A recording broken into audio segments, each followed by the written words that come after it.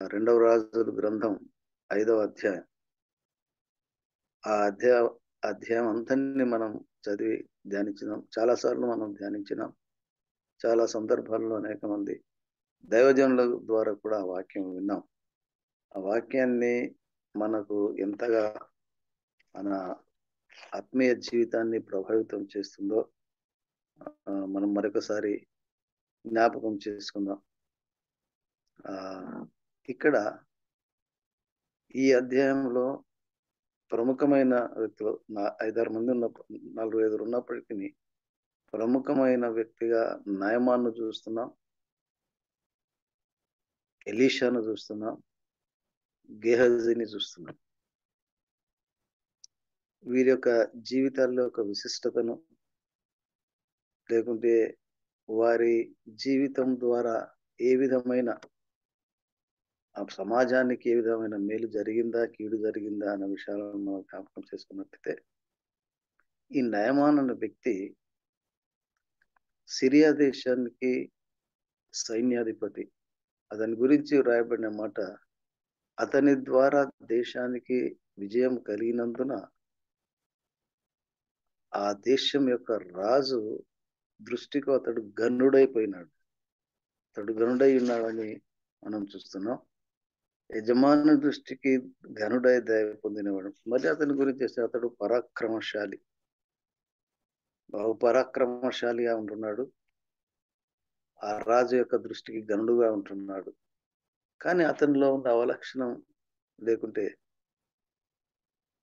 ఆ minus point అతనిలో ఉన్నది ఏంటంటే, అతడు కుష్టు వ్యాధి చేత ఉన్నట్టుగా వాక్యం మనం చూస్తున్నాం. ఈ కుష్టు వ్యాధి అనేది ఆ గత దినాలలో ఇది ఒక భయంకరమైన వ్యాధి. ఇది శపింపబడిన వారికే వస్తుంది కానీ ఇతరులకు రాదు అన్న భావన ప్రతి ఒక్కరిలో ఉంది. దాని నుంచి స్వస్థత కలగదు, వాడు చనిపోవలసిందే ఆ రోగం నుంచి. అందుకని ఈ యొక్క నిత్య జీవితంలో కలిగిన ఆ స్వస్థతను బట్టి ఇక్కడ ప్రస్తావించబడినది. దేవుని యొక్క రక్షణ శక్తి, ఆయన కృప, ఆయన కనికరాన్ని గురించి వాక్య భాగంలో మనం 15-19 వచనాల నుంచి 19 వరకు చూస్తాం. అలాగే పాపం మీద ఆయన తీర్పును గురించి కూడా 20-27 వచనాల నుంచి మనం చూస్తాం.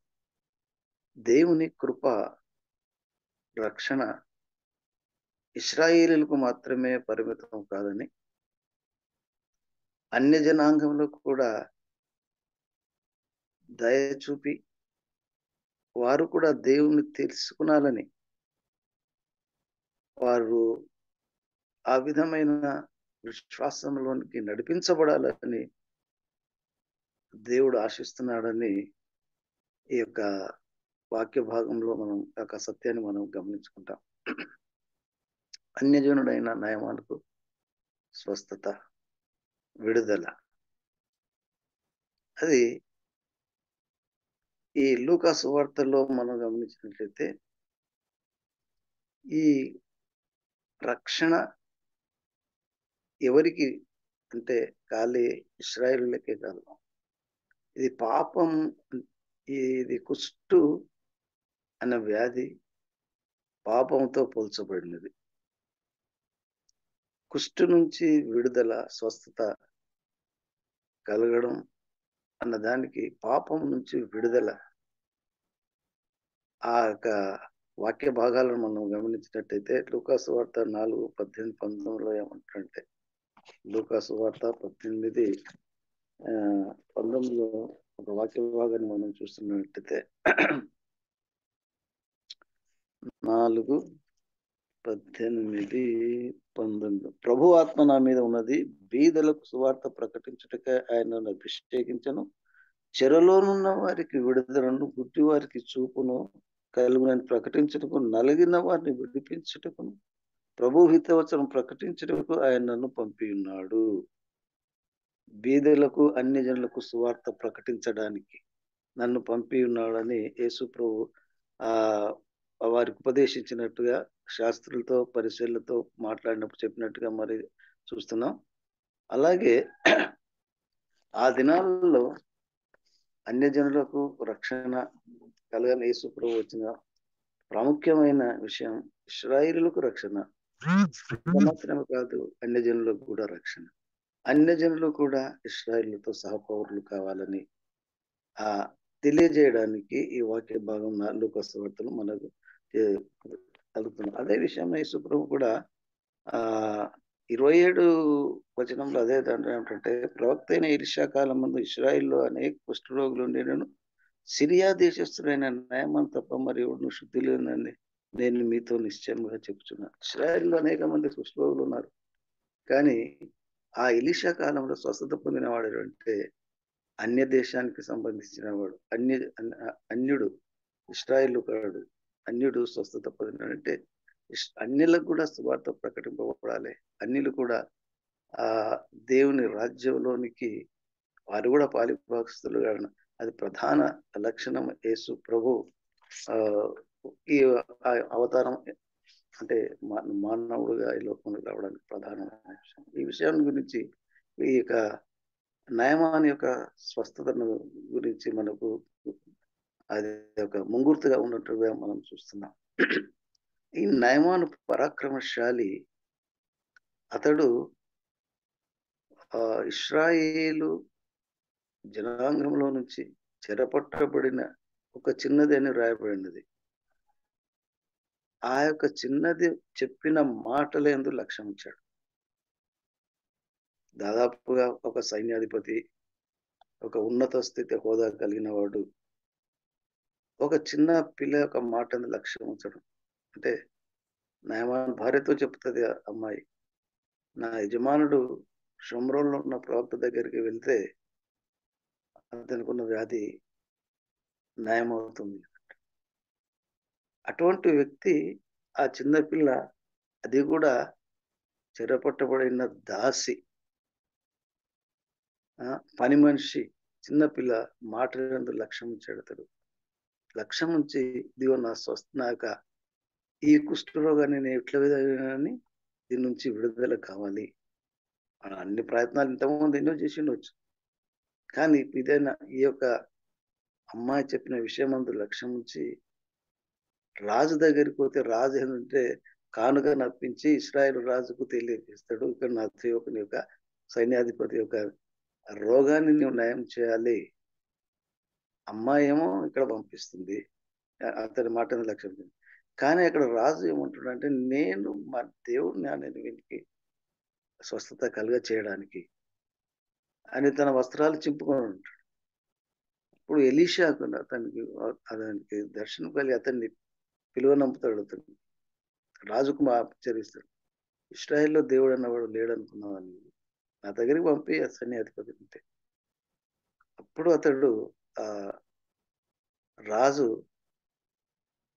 ఆ సైన్యాధిపతిని అంటే నయమాన్ను, ఇశ్రాయేల్ రాజు ఆ ఎలీషా దగ్గరికి పంపుతాడు. ఎలీషా అప్పుడు కర్మేలు పర్వతం ఉంటాడు, ఆ దేశ రాజధానిలో లేడు, కర్మేలు పర్వతంలో ఉంటున్నాడు. అప్పుడు ఇతడు పోయి ఈ నయమాన్ ఏ విధంగా పోతుండంటే, అప్పుడు తన కలిగిన హోదాన్ని బట్టి, దర్పాన్ని బట్టి అతడు ఏ విధంగా అది చేస్తే ఇక్కడ ఏ విధంగా ఉంటుందంటే,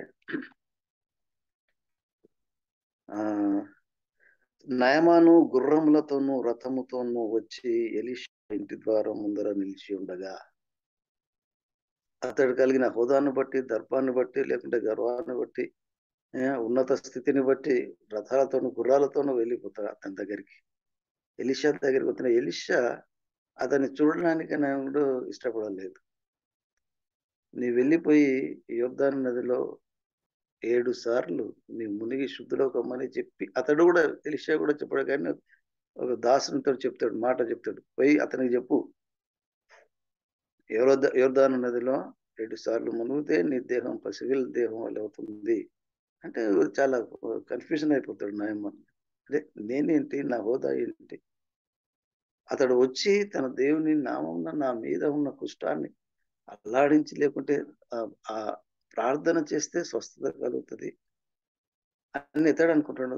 కానీ ఎలీషా ఏమంటున్నాడంటే అతన్ని అతను ఏమి మాట చెప్తాడంటే, పోయి నీవు అక్కడ పోయి స్వస్థత పొందుకో, నీవు పోతే స్వస్థత కలుగుతుంది, నీవు పోకుంటే స్వస్థత కలగదు అన్న విధంలో పోయి యోర్దాను నదిలో నడవమని చెప్తే అతడు చాలా విచారపడి లేకుంటే గర్వంతో తిరిగి వెళ్ళిపోతాడు. ఎందుకు?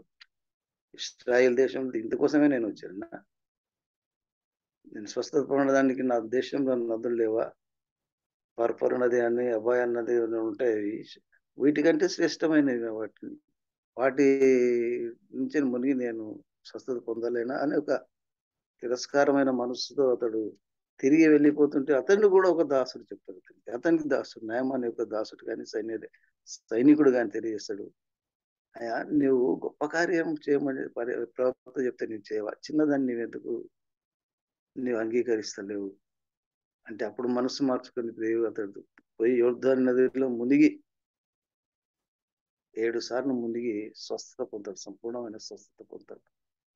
పొందిన తర్వాత అప్పుడు ఎలీషా దగ్గరికి ఏ విధంగా వస్తున్నాడు? అప్పుడు అతడు దైవజనుడు చెప్పినట్టు యోర్దాను నదిలో 7 మార్లు మునగా అతడి దేహం పసిపిల్ల దేహం వలన అతడు శుద్ధుడాయను. అప్పుడు అతడు తన పరివారంతో దైవజనుడి దగ్గరకు వచ్చి ఆయన ముందర నిలిచి చిత్తగించము, ఇశ్రాయేలులో ఉన్న దేవుడు తప్ప లోకమందు మరొక దేవుడు లేడని నేను ఎరుగుదును. ఇప్పుడు నీవు నీ దాసుడనే నా యొక్క బహుమానం తీసుకొనవలసినదని అతనితో చెప్పగా, మొదట అతడు వచ్చిన స్వస్థత పొందడానికి కోరే విధంగా వచ్చాడు, దర్పంతో వచ్చాడు. కానీ ఇప్పుడు ఏ విధంగా చేస్తున్నాడంటే, నీ దాసుడనైన నా యొక్క స్వస్థత పొందాడు. అద్భుత కార్యం అతని జీవితంలో జరిగినది. అతనిలో పశ్చాత్తాపం కలిగినది. అతని యొక్క అహంకారం కానీ, అతని డబ్బు కానీ, అతన్ని రక్షించలేదు, అతన్ని స్వస్థపరచలేదు. కానీ ఈ దేవుని సేవకుడైన ప్రవక్త మాట ద్వారా నేను స్వస్థత పొందినానని పూర్ణ విధేయత వచ్చి నీ దాసుడని అంటున్నాడు. అన్యజనుడు నీ దాసుడనైనా నా ఎదుట ఇక కానుకను తీసుకొని అతడు ప్రాధేయపడినట్టుగా మనం చూస్తున్నాం. మరి అతడు ఏమంటున్నాడంటే, ఎలీషా అతనికి ఏమంటున్నాడంటే, ఎవని సన్నిధి నేను పడి ఉన్నానో ఇశ్రాయేలు దేవుడు అనే యెహోవా జీవితోడు నేనేమి తీసుకుని చెప్పాను, అయినను అతన్ని ఎంతో బతిమాలను అతడు ఒప్పుకొని. ఎలీషా అంటున్నాడు, ఎవని సన్నిధి నేను నిలబడి ఉన్నానో ఆ యెహోవా జీవితోడు నీ ఎదుట ఏది తీసుకోను, నీ వెళ్ళిపోవాలని అంటే అతడు నయమాన్ని బతిమాలుతున్నాడు. అతను మొదట నేను దాసుడనైన నా యొక్క బహుమానం తీసుకునవలసినదని తండ్రితో చెప్పగా మనవి చేయగా, ఎలీషా నేను తీసుకోను, నువ్వు వెళ్ళిపో అన్నప్పుడు అతడు ఏమంటాడంటే, ఎంతో బతిమాలినాడు అతడు ఒప్పకపోయింది. ఇప్పుడు ఆ నయమాన్ యొక్క ఆ పరివర్తన, పశ్చాత్తాపాన్ని కానీ అతనిలో కలిగిన విధేయత కానీ మనం గమనించినట్లయితే అతడు ఏమంటాడంటే, యెహోవాకు తప్ప దహన బలి అయినను మరి ఏ బలి నేను ఇతర దేవతలకు నేను ఇకను అర్పింపను. అంతకుముందు 15వ అధ్యాయం ఏంటంటే, చిత్తగించుము, ఇశ్రాయేలులోనున్న దేవుడు తప్ప లోకమంతటి యందును మరి ఒక దేవుడు లేడని నేను ఎరుగుదును. అతనికి కలిగిన స్వస్థతను బట్టి, అతనికి కలిగిన విడుదలను బట్టి, అతనిలో కలిగిన పశ్చాత్తాన్ని బట్టి ఏమంటాడంటే, లోకమంతటి యందు ఇశ్రాయేలుకు దేవుడు తప్ప వేరొక దేవుడు లేడని నేను ఎరుగుదును అని అంటూ, మరి కింద వచ్చింది ఏంటంటే, యెహోవాకు తప్ప దహన బలినైనను మరి ఏ బలినైనా ఇతర దేవతలకు నేను ఇకను అర్పింపను. దానిలో ఒక నిశ్చయత కలిగింది. నేను ఇశ్రాయేలు దేవుడు తప్ప, ఇశ్రాయేల్లో ఆరాధించే దేవుడు తప్ప లోకమంతటా ఏ దేవుడు లేడు. అతనిలో నిశ్చయత కలిగింది. ఆ తర్వాత ఏమంటాడంటే, నేను కూడా దహన బలి యెహోవాకు తప్ప దహన బలి అయినను ఇతర బలి అయినను దేన్ని కూడా నేను అర్పింపను, యెహోవాకు మాత్రమే నేను బలి అర్పిస్తానని అతడు ఒప్పుకొని అతడు ప్రవక్తతో చెప్తున్నాడు. చెబుతూ 2 కంచరగాడిదలు మోయిపాటి మన్ను దాసుడైన నాకు ఇప్పించకూడదా? రెండు కంచరగాడిదల మట్టి ఎందుకు అతనికి? ఆ ఆ ఆ దేశంలో మట్టి లేదా? లేకుంటే ఈటికెళ్ళి 2 కంచరగాడిదల మట్టి నాకు ఇప్పించకూడదని ఎలీషాతో అంటున్నాడు.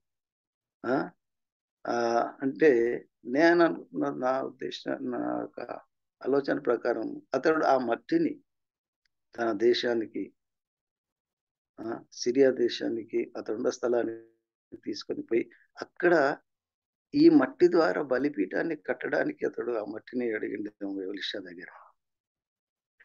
ఈ వాగ్దానం చేయబడిన యెహోవా దేవుడు వాగ్దానం చేసిన ఈ యొక్క పుణ్యభూమిలో నుంచి ఈ యొక్క మట్టిని తీసుకొని పోయి నేనొక బలిపీఠాన్ని కట్టుకొని ఆ బలిపీఠం మీద యెహోవాకు తప్ప నేను ఏ దేవునికి బలి అర్పింపను అన్న ఉద్దేశంతో అతడు 2 కంచరగాడిదలు మోయిపాటి మన్ను నాకు పంపవని అంటాడు.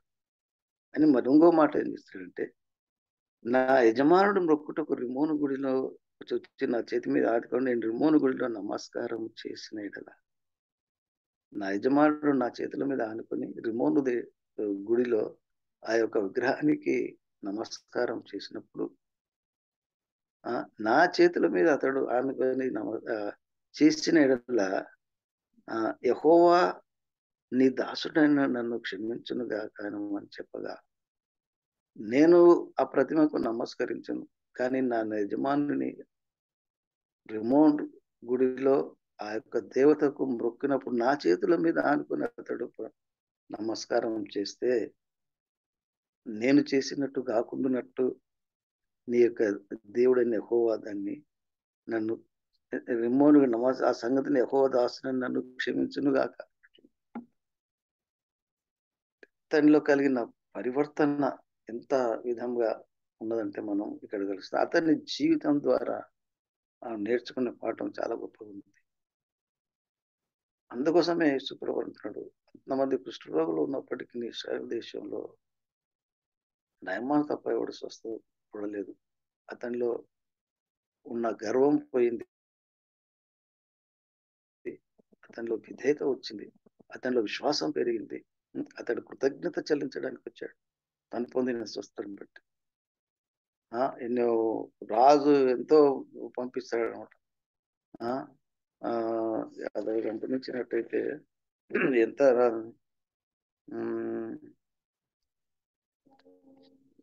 20 మణుగుల వెండి, 1,20,000 రూపాయల బంగారం బట్టలు తీసుకొని కానుకగా పంపమని అతని రాజు చేత తీసుకొని వచ్చేసేస్తాడు. కానుకను సరిపోయిన ఉన్నదాన్ని కానుకను సమస్తాన్ని తీసుకొని వచ్చిందని అతనికి ఎలీషాకి ఇవ్వడానికి వస్తాడు. కానీ ఎలీషా తీసుకోలేదు. నేను తీసుకో దేవుని కార్యం, దేవుడు కలిగించిన కార్యాన్ని దేవునికే సమర్పించాలా కానీ దేవుని దాసుడుగా నేను అంగీకరించనని నీవు ఎలీషా అతనికి తెలియజేసినట్టుగా మనం చూస్తున్నాం. యొర్దాను నీళ్లు స్వస్థత కలుగా చేయవు అనే విషయాన్ని నయమాను కూడా గుర్తించాలి. ఇశ్రాయేల్ ప్రజలు గుర్తించారు. సిరియా నయమాను ఆ విధంగానే ఇశ్రాయేల్ ప్రజలు కూడా గుర్తించవలసిన విషయం. యొర్దాను నదిలో మునిగినంత ద్వారా స్వస్థత కలగదు. అక్కడ స్వస్థత కలిగింది ఏ విధంగానంటే, దైవజనుడైన ప్రవక్త అయిన ఎలీషా మాటకు లోబట్టుట ద్వారా అద్భుత కార్యం జరిగింది. జస్ట్ పోయి అంటే ఆ యొర్దాను నదిలో మునిగితే స్వస్థత కలగదు. మా దానికి కారణం, ప్రధానమైన కారణం అంటే ఎలీషా మాట ఎంత విశ్వాసం ఉంచాడు, విధేయుడైపోయాడు. ఆ విధేయుడైనంత దాని ద్వారానే అతడు స్వస్థత పొందినట్టుగా మనం చూస్తున్నాం. ఎలీషా ఏమంటున్నాడంటే, నేను నీ దగ్గర ఏమి తీసుకోను, కృతజ్ఞత చెల్లిస్తే నేను తీసుకోను. తన ద్వారా దేవుడు చేసిన దాని నుండి లాభం పొందడం తగదు, అది ఇట్స్ నాట్ గుడ్ అనే విషయాన్ని అది భావించే ఎలీషా తన నుంచి ఏమీ తీసుకోలేదు. ఉచితముగా ఇచ్చి పొందితిరి ఉచితముగా ఇయుడి అని దేవుడి వాక్యంలో మనం చెప్తున్నాం. రోగులను స్వస్థపరచుటకు, చనిపోయిన వారిని లేపుటకు, కుష్ఠ రోగులను శుద్ధి చేయుటకు, దయ్యములను వెదొరుకుటకు మీకు అధికారం ఇచ్చిన్నానని యేసు ప్రభు తన శిష్యులకు తెలియజేసినట్టుగా మనం చూస్తున్నాం. మీరు ఇది ఉచితముగా పొందితిరి. ఈ యొక్క ఆ శక్తిని, ఈ యొక్క ప్రభావాన్ని మీరు నా ద్వారా ఉచితంగా పొందినారు కాబట్టి మీరు ఉచితంగా ఇయ్యండి. మీరు ప్రతిఫలాక్ష ఏది తీసుకోకూడదు అన్న విషయాన్ని అక్కడ తెలియజేసినట్టుగా మనం చూస్తున్నాం. నయమాను కలిగిన స్వస్థత దేవుని కనికరం వలన కలిగినది. ఆ, ఆ, అందుకు నీవు ఏమి చెల్లించవలసిన అవసరం లేదు నయమాను అని అతడికి ఎలీషా తెలియజేసినట్టుగా మనం చూస్తున్నాం. ఆ ఈ సందర్భంలో నయమానుకు నెమ్మది కలిగిన వాడి వైపు పొమ్మని చెప్పినప్పుడు ఆ విధంగా వెళ్ళినాడు. కానీ గేహజీ అనే యొక్క ఎలీషా యొక్క సేవకుడు ఏం చేస్తున్నాడంటే, నా యజమానుడు దాన్ని ఆ బహుమతాన్ని స్వీకరించడానికి ఇష్టపడలేదు కాబట్టి నేనన్నా పోయి తీసుకొని వెళ్తానని చెప్పేసి అతని వెంబడి వెళ్తుంటే అతడు నా వెనుక వచ్చిన వాడు ఎవరు దైవ సేవకుని ఆ ప్రవక్త యొక్క శిష్యుడు కదా అని గుర్తెరిగి కింద అతను దిగి అతని దగ్గరికి వచ్చిందంటే అక్కడ అబద్ధం చెప్తాడు. నా ఇఫ్రాయిం మన్యం నుంచి ఇద్దరు ఆ శిష్యులు వచ్చారు, వారికి లేదు కాబట్టి అంటే నీ యొక్క కానుకను ఇవ్వమని అంటే ఇక్కడ అతడు ఏం చెప్తుండే గేగజి అంటే నా యొక్క ఆ ప్రవక్త దగ్గర నుంచి నేను వస్తున్నాను, ఇఫ్రాయిం మన్యం నుంచి వచ్చినారు కాబట్టి వారికి కావాలి అని అతనితో అడుగుతున్నాడు. ఇక్కడ మనం గమనించిన అప్పుడు నా యజమా దైవజనుడైన ఎలీషా సేవకుడు గేయాజీ సిరియాను నమాజ్ తీసుకొని వచ్చిన వాటిని అంగీకరించిన యజమానికి మనసు లేకుండా కానీ యెహోవా జీవంతో నేను పరిగెత్తుకొని పోయి అతని ఏదైనా తీసుకుందని మనుషుల యొక్క స్వార్థము నా యజమానుడు తీసుకోలేకపోతే నేను తీసుకుంటాను వెళ్ళిపోయి అతను నా యజమానుడు నా చేత వర్తమానం పంపి ఇక్కడ అబద్ధం ఆడుతున్నాడు గేహజీ. ఎలీషా పొమ్మని చెప్పలేదు కానీ అతడు ఏమంటున్నాడంటే నయమాన్ దగ్గరికి ప్రవక్తల శిష్యులు ఇద్దరు ఎవరు ఎఫ్రాయిం మన్యుడు నా యొద్దకు వచ్చిరి కనుక నీ వారి వరకు 2 మనముల వెండి బంగారం దుస్తులను బట్టలు దయచేయమని సెలవిచ్చుచున్నాడు అని. ఇది అబద్ధం ఆడుతున్నాడు గేహజీ. అక్కడ ధనాపేక్ష కలిగిన వాడిగా దానిలో ఒక దురాశ కలిగింది. అంత మాత్రమే కాకుండా ఏం చెప్తున్నాడంటే ఎలీషా ప్రవక్తనే నన్ను పంపాడు అని మరొకసారి ఇక్కడ మోసపూరితమైన మాటలు మాట్లాడినట్టుగా గేహజీ జీవితంలో మనం చూస్తున్నాం. ఒక అన్యజనుడు వచ్చి స్వస్థత పొంది రక్షణ పొంది కానుకను అర్పించినప్పుడు కూడా ప్రవక్త దాన్ని అంగీకరించలేదు. కానీ ఆ అన్యజనుడు తీసుకుని వచ్చిన ఆ యొక్క ఆ బహుమతిని దుర్లాభం అంటే దురాశతో అత్యాశతో లోభత్వంతో గేహసి దాన్ని తీసుకోవడానికి వెళ్ళినట్టుగా అక్కడ చూస్తాం. దానికి వెళ్ళడానికి కారణం కూడా ఏం చెప్తున్నాడు అంటే నా యజమానుడు పంపాడు, ఇద్దరు యవనులు వచ్చారు వారికంటే ఆయన అప్పుడు ఒక్కదానికి ఎందుకు డబ్బులు తీసుకోపో 200 తీసుకోపో అని చెప్పేసి ఏం చెప్పేసేసాడంటే అనుకూలమైతే రెట్టింపు వెండి తీసుకొని బతిమాలి ఇతన్ని కూడా 2 సంచులు 4 మనుగుల వెండి, ఇతడు అడిగింది 2 మనుగులు, ఇక్కడ ఇచ్చేస్తున్నాడు 4 మనుగుల వెండి 2 బస్తలు ఇచ్చి తన పరివారం ఇద్దేగా గేహాజీ ముందర వాటిని తీసుకొని పోయాడు. గేహాజీ ప్రవక్త శిష్యుడుగా ఉంటున్నాడు, ప్రవక్త మాటకు లోపడేవాడుగా ఉన్నాడు, ప్రవక్త ఫలాన్ని అనుభవించే సామర్థ్యము కలిగిన స్థితిలో ఉన్నాడు. కానీ ప్రవక్త కలిగిన మనస్సు అతనిలో లేదు, ప్రవక్త కలిగిన హృదయం అతనిలో లేదు. ప్రవక్త ద్వారా తరువాత ప్రవక్త లాగా మారే పరిస్థితిలో అతను ఉన్నాడు. ఎలీషా ఏలియా దగ్గర పరిచర్య చేశాడు, అతని మీద చేతుల మీద నీళ్లు పోసేవాడు. కానీ అతని ద్వారా అతడు ఏలియా దీన్ని దగ్గర నుంచి వెళ్ళిపోయేటప్పుడు ఏం కావాలంటే నాకు రెండంతల ఆత్మ దయచేయి అని అంటాడు. అంటే ఎంత దీనుడుగా ఉండి ఏలియాకు పరిచర్య చేశాడో దాన్ని బట్టి అతనికి రెండంతల ఆత్మ ఎలీషా పైకి వచ్చింది. అటువంటి స్థితిలో ఎలీషా ద్వారా కూడా ఇతడు దైవిక శక్తిని గాని పొందుకోవడానికి గాని వరాలు పొందుకోవడానికి పరిస్థితి ఉన్నది. కానీ అతడు ఏం చేశాడంటే స్వార్థపరుడైపోయాడు. లోభానికి దాసుడైపోయాడు. దాన్ని పొందుకొనాలి, దానికి ఎటువంటి ఆ దీన స్థితిలోని కూడా వెళ్ళిపోయాడు. నేను దాన్ని పొందుకొనాలి అని తాపత్రయం కలిగి నాకు కావాలని కూడా అడగలేదు అతడు. అక్కడ ఏం చేస్తాడంటే ప్రవక్త మాట అడ్డం పెడతాడు. ప్రవక్త శిష్యులు ఇద్దరు వచ్చారు. నన్ను నా యజమానుడు పంపాడు, వాళ్ళకి కావాలి అంటే అతడు ఇచ్చేటట్టుగా చూస్తాడు. ఇప్పుడు ఎలీషాకు దగ్గరికి వచ్చింది ఏం చేస్తున్నాడు అంటే తీసుకొచ్చి వచ్చి ఇంట్లో దాచిపెడుతున్నాడు అని చెప్తున్నాడు. గేహాజీని పిలిచి నీవు వెళ్ళినప్పుడు అతని రథం వెంటనే పరిగెత్తినప్పుడు నా ఆత్మ నీ వెంబడి రాలేదా? గేహాజీ ఎందుకు నీకు ఈ ఆలోచన వచ్చింది?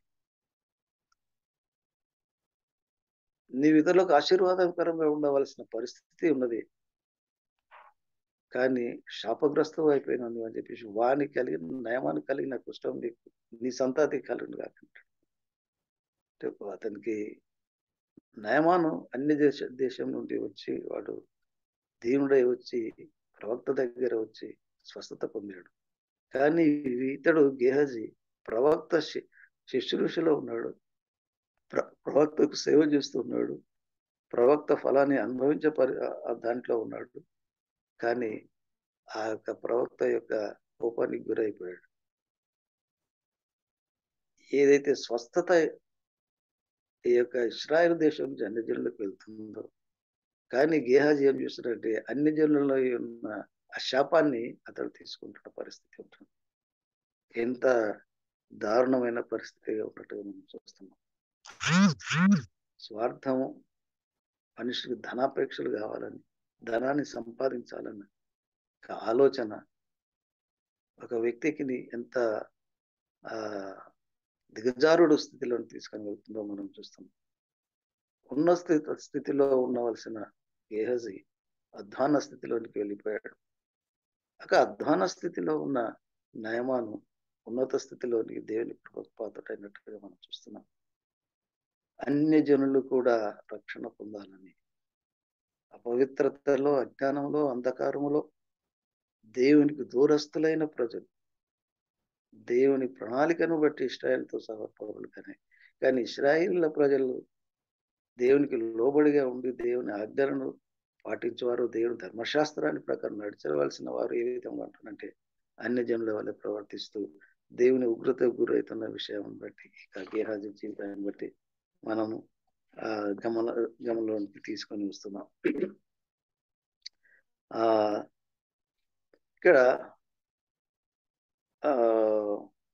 నయమాను దేవుని కృపకు పాత్రుడయ్యాడు.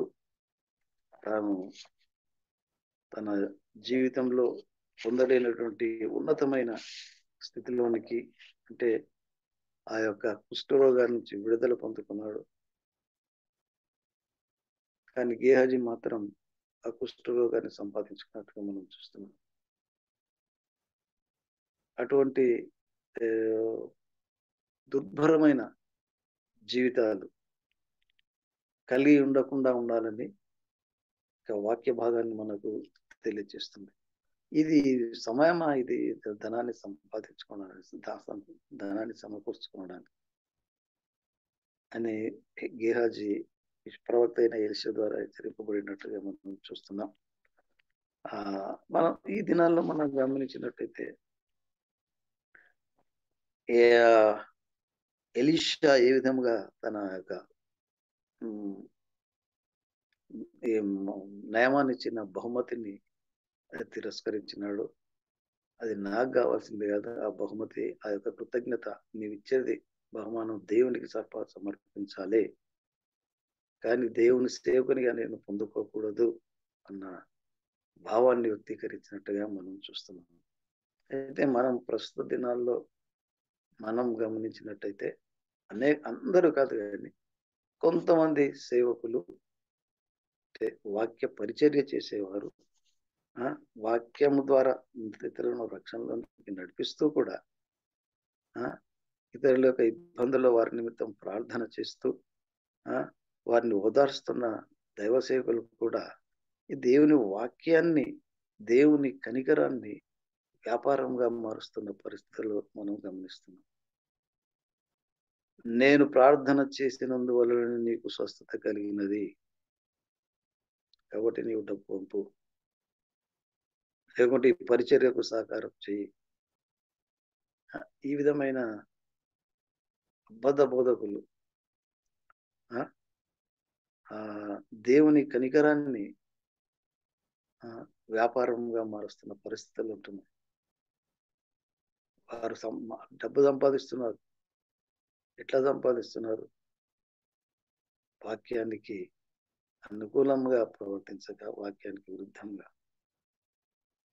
ప్రభు ఆజ్ఞాపించింది మీ ఈ స్వస్థత వరాలు, ఈ యొక్క అద్భుత కార్యాలు ఏవైనా కానీ, రోగులను స్వస్థపరచడం కానీ, దయ్యాలను వెలువడటం కానీ, చనిపోయిన వారిని లేపడం కానీ, కుష్టు రోగులను స్వస్థపరచడం కానీ, శుద్ధి చేయడం కానీ, ఇవన్నీ కృపావరాలు.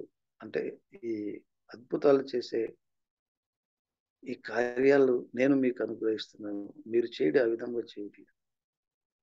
మీరు ఉచితంగా చేయాలి, లేదంటే ఉచితంగా ఇచ్చి పొందింది. కానీ ఇప్పుడు ఏం చేస్తున్నారు అంటే వ్యాపారం చేస్తున్నారు. ఆస్తులు అంతస్తులు సంపాదించుకుంటున్నారు. దీన్ని బట్టి దేవుని కనికరాన్ని వాళ్ళు ఏం చేస్తారు అంటే వ్యాపారంగా మారుస్తున్నారు. క్రీస్తు ఐశ్వర్యాన్ని ఐగుప్తు ధనంగా మార్చే పరిస్థితులు ఉంటున్నాయి. ఎఫ్ఎస్సి పత్రికలో ఏంటంటే ఎఫ్ఎస్సి పత్రిక 3:8-10 మనం గమనిస్తే క్రీస్తు ఐశ్వర్యాన్ని, అంటే క్రీస్తు మనకు అనుగ్రహించిన ఐశ్వర్యాన్ని దాన్ని వ్యాపారంగా మారుస్తున్నట్టుగా మనం గమనిస్తున్నాం. కాబట్టి నామాను జీవితంలో మనం గమనించినట్టే అతడు ఎంత ఉన్నత స్థితిలో ఉన్నప్పటికీ ఎంత దీనుడుగా మారి దేవుని అనుగ్రహానికి పాత్రగా మనం చూస్తున్నాం. అలాగే గేహజీ జీవితంలో మనం చూసినట్టయితే ఉన్నత స్థితిలో ఉండవలసిన వాడు అధమ స్థితిలోనికి, కనిష్ట స్థితిలోనికి, దీన స్థితిలోనికి వెళ్ళిన విషయాన్ని మనం ఇస్తాం. మన జీవితాలలో మన కలిగిన స్థితి అది ప్రభు వల్లనే కలిగింది. మనం ఏది ఉద్యోగాలు చేసినప్పటికీ, మనం ఏది చేసినప్పటికీ మనం మనం మంచిగా ఉన్నమాట దేవుని కృపలనే అన్న విషయాన్ని మనం మర్చిపోయి ఇది నా సామర్థ్యము, నాకు కలిగినది, ఏం చేస్తున్నా అన్న అహంకార బుద్ధి ఉన్నప్పుడు, లేకుంటే ఆ ధనాన్ని సంపాదించుకోవాలన్న, ఏ విధంగా సంపాదించుకోవాలన్న మనస్సు కలిగిన గేహజీ మనస్తత్వంలో ఉంటే మనం గమనించిన గేహజీ కలిగిన పరిస్థితిలోనికి మనం వెళ్ళిపోవాలి, దాపురించే పరిస్థితులు. కాబట్టి అటువంటి జీవితం నయమాను మొదట కలిగిన పరిస్థితి కానీ, తరువాత అతడు పొందిన ఆశీర్వాదాలను ఏ విధంగా అన్ని జనులు తెలుసుకున్నారు, అన్ని జనులైన వాడు కొనుక్కున్నాడు. మనం కూడా ఇశ్రాయేలు కాము, మనం కూడా అన్య జనులమే. కానీ దేవుని మహాకృపను బట్టి, దేవుని కనికరాన్ని బట్టి మనం పాపం నుంచి, అంధకారం నుంచి యేసుక్రీస్తు రక్తం ద్వారా విమోచింపబడినవారు. కాబట్టి ఆ స్థితిలోనికి వచ్చిన మనం తిరిగి వాక్యానికి విరుద్ధమైన జీవితం జీవిస్తే అటువంటి పతన స్థితిలోనికి మనం పడిపోతామన్న వాక్యం మనం హెచ్చరిస్తుంది.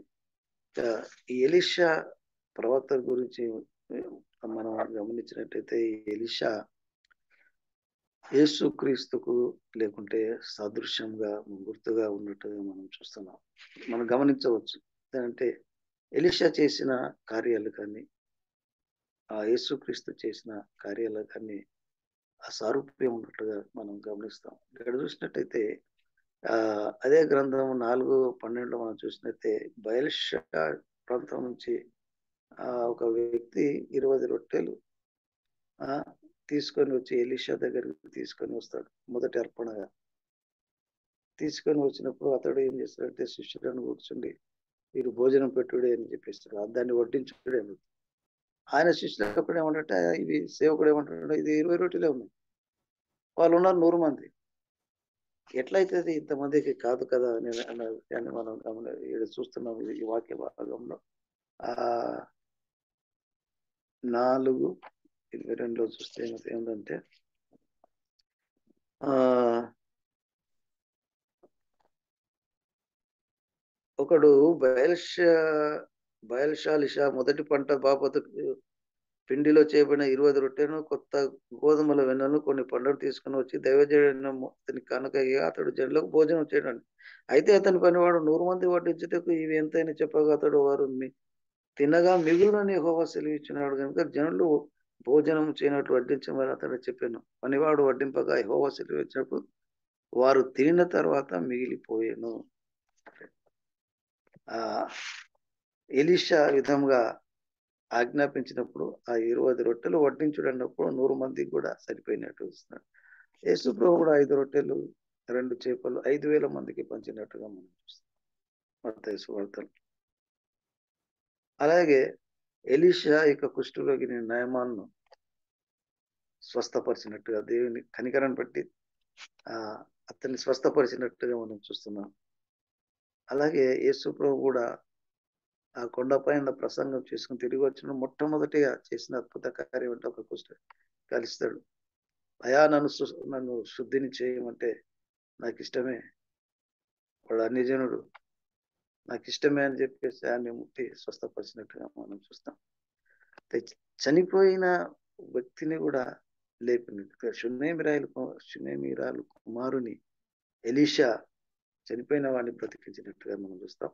అలాగే యేసు ప్రభు కూడా నాయుని విధురాలి కుమారుని బ్రతికించినాడు. తర్వాత లాజరును కూడా బ్రతికించినట్టుగా మనం చూస్తాం. ఇక ఎలీషాకు యేసు ప్రభు ఒక స్వరూపంగా ఉన్నట్టుగా మనం చూస్తున్నాం. కాబట్టి దేవుడు మనకు రక్షణ అనుగ్రహించిన తరువాత దేవుని స్వరూపంలోనికి మనం మార్చబడడానికి దేవుడు మనల్ని ఆశిస్తున్నాడు. ఆయన స్వరూపంలోనికి మార్చబడి ఆయనలాగా మార్చబడి ఆయన విధంగా పనిచేయడానికి ఆయన విశ్వాసం వచ్చిన వారిని ఉండాలని దేవుడు కోరుకుంటున్నాడు. అయితే మనం ఏ విధంగా ఉంటున్నాం అన్న విషయాన్ని మనం జ్ఞాపకం చేసుకుంటాం.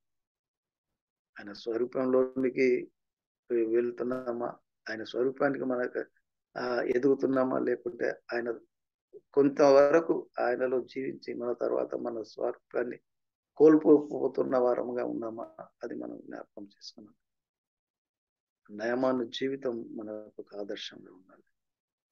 అతడు అపవిత్రుడు, మనం కూడా అపవిత్రుడమే, కానీ దేవుని కనికరాన్ని బట్టి మనం పొందినాం, కృపను పొందినాం. అయితే కృపకు మూలమైన ఆ వాక్యాన్ని మనం విసర్జించి మన ఇష్టానుసారంగా లేకుంటే ఆ దేవుని చిత్తానికి వ్యతిరేకంగా ప్రవర్తిస్తే మనం గేహాజీ వంటి వారముగా ఉంటాం. మనం గమనించుకోవాలి. మన మన నయమానికి కలిగిన మనస్సు కలిగి ఉంటున్నామా, గేహాజీ కలిగిన మనస్సు మనం కలిగి ఉంటున్నాం. కేవలం ఒక దురాశతో అతనిలో దురాశ కలిగి అతన్ని కలిగి ఉండాలని ఆశ కలిగి అతడు దాని వెంబడి వెళ్ళి ఇది కుష్ఠరోగాన్ని సంపాదించుకున్నాడు. నయమానేమో స్వస్థత పొందుకున్నాడు, నెమ్మది కలిగినాడు. ఇక గేహాజేమో కుష్ఠరోగాన్ని పొందుకున్నాడు. ఎందుకు? అతనికి ఆశ కలిగింది, అతన్ని చూసి ఆ బంగారాన్ని చూసి ఆశ కలిగింది. ఇక మనం ఇస్రాయేల్లో ఎరుక గోడలు కూలిగొట్టిన తర్వాత ఎరుకను స్వాధీనపరుచుకున్న తర్వాత చిన్న దేశం హాయి మీదకి పోయినప్పుడు వారు అపజయాన్ని పొందుతారు. అప్పుడు ఎందుకు కారణం అన్నప్పుడు అంటే ఆకాన్ అన్న వ్యక్తి ఏం చేస్తాడంటే శపితమైన దాన్ని తీసుకొని అతడు చూచి ఆశించి దాన్ని తీసుకొని తన గుడారంలో దాచుకున్నాడు. బంగారు షీనారు కానీ కానీ వస్త్రాలు కానీ షీనారు వస్త్రం కానీ తీసుకొని ఏం చేశాడంటే వాడు ఆశపడ్డాడు. ఇది శపితమైంది, దీన్ని తీసుకోకరా అని చెప్పేసి యెహోషువ దాన్ని ఏది ముట్టకూడదు అంటే వాడు తీసుకొని పోయి ఏమైపోయిండు, నష్టపోయింది. వాడిని తీసుకుపోయి బయటకు తీసుకుపోయి రాళ్లతో కొట్టి అధ్వానం పరిస్థితి. దేవుని మహాకనికరాన్ని మనం నిర్లక్ష్యం చేస్తే దాని యొక్క పరిస్థితులు ఎంత దారుణంగా ఉంటున్న విషయాన్ని మనం ఈ వాక్య భాగంలో మనం గమనిస్తాం. కాబట్టి న్యాయమానత కలిగిన మనస్సు మనం కలిగి ఉండాలని, స్వస్థత పొందిన తర్వాత కూడా కృతజ్ఞతలు చెల్లించాలని, కృతజ్ఞత చెల్లించడం మాత్రమే కాకుండా బలిపీఠాన్ని, ప్రార్థన బలిపీఠాన్ని మనం కట్టుకొని ఆయన కొరకు మనం జీవితాంతం జీవించాలన్న విషయాన్ని మనకు నయమాన జీవితం తెలియజేస్తుంది. కాబట్టి అటువంటి విధంగా మనం ఉండడానికి దేవుడు మనందరికీ సహాయం చేయనుగాక.